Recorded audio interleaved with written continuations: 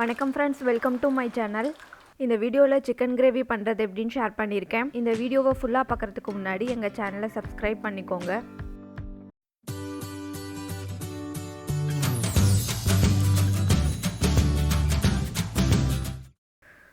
Chicken gravy பண்ண start பண்ணுறதுக்கு முன்னாடி அதுக்கு மசாலா பண்ணி எடுத்துக்கலாம். இந்த மசாலாக்காக நான் 3 வரமிளகாய் எடுத்திருக்கேன்.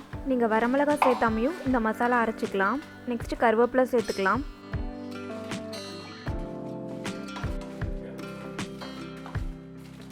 வரமிளகா லைட்டாக வறுபட்ட உடனே இதிலே கொத்தமல்லி 2 டேபிள் ஸ்பூன் சேர்த்துக்கலாம்.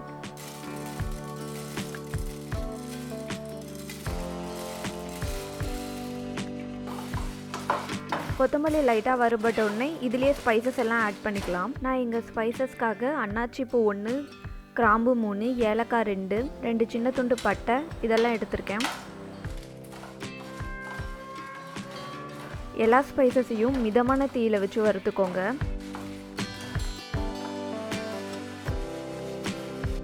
ஃபைனலாக 1 டேபிள் ஸ்பூன் சீரகம், 1/2 டேபிள் ஸ்பூன் மிளகு எடுத்திருக்கேன். இதையும் அந்த ஸ்பைசஸோடு சேர்த்து வறுத்துக்கலாம்.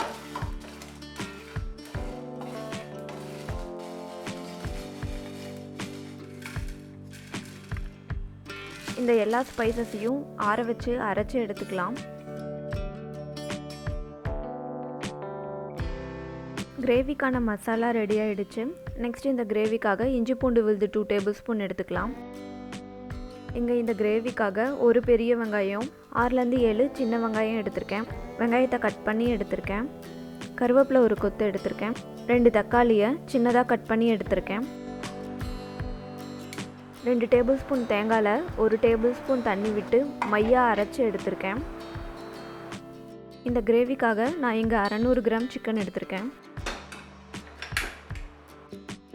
இந்த சிக்கன் கிரேவி பண்ணுறதுக்கு நான் இங்கே குக்கர் யூஸ் பண்ணியிருக்கேன். கிரேவிக்கு எண்ணெய் கொஞ்சம் அதிகமாகவே எடுத்துக்கோங்க. நான் இங்கே 4 டேபிள் ஸ்பூன் எண்ணெய் எடுத்திருக்கேன். எண்ணெய் காஞ்ச உடனே ஏலக்காய், கிராம்பு போட்டுக்கலாம். நெக்ஸ்ட்டு கருவேப்பிலை, கட் பண்ண வெங்காயத்தை ஆட் பண்ணிக்கலாம்.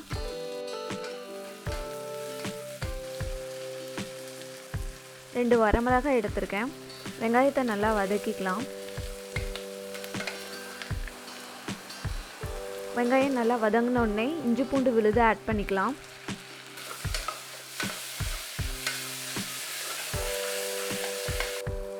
நெக்ஸ்ட்டு கட் பண்ண தக்காளியையும் இதோடு சேர்த்துக்கலாம்.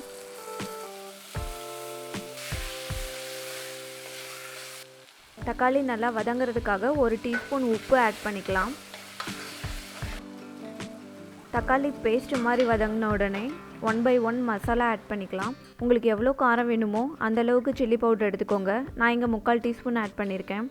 வறுத்த அரைச்ச சிக்கன் மசாலா 1 டேபிள் ஸ்பூன் எடுத்திருக்கேன். இந்த மசாலா 1 டேபிள் ஸ்பூன் எடுத்தாலே போதும். ஏன்னா நான் இங்கே 1/2 kg தான் சிக்கன் எடுத்திருக்கேன். இந்த மசாலாவில் காரம் இருக்காது, அதனால தான் இங்கே சில்லி பவுடர் ஆட் பண்ணியிருக்கேன். மசாலா நல்லா வதங்கின உடனே சிக்கன் ஆட் பண்ணிக்கோங்க. சிக்கனையும் நல்லா மசாலாவோடு சேர்த்து வதக்கிக்கோங்க. அப்போ தான் சிக்கனில் மசாலாலாம் இறங்கி சிக்கன் கிரேவி டேஸ்ட்டாக இருக்கும்.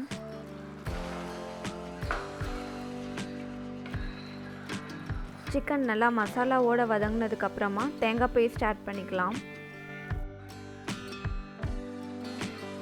இதோடைய கிரேவிக்கு தேவையான அளவு தண்ணி ஆட் பண்ணிக்கோங்க. நான் இங்கே 1 கப் தண்ணி எடுத்திருக்கேன். தண்ணி கொஞ்சம் கம்மியாகவே எடுத்துக்கோங்க, ஏன்னா சிக்கன் வேகும்போது தண்ணி விடும்.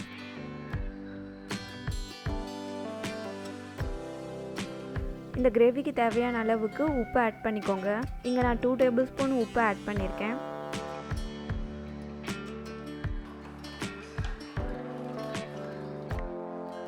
ஃபைனலாக கொத்தமல்லி சேர்த்துக்கலாம்.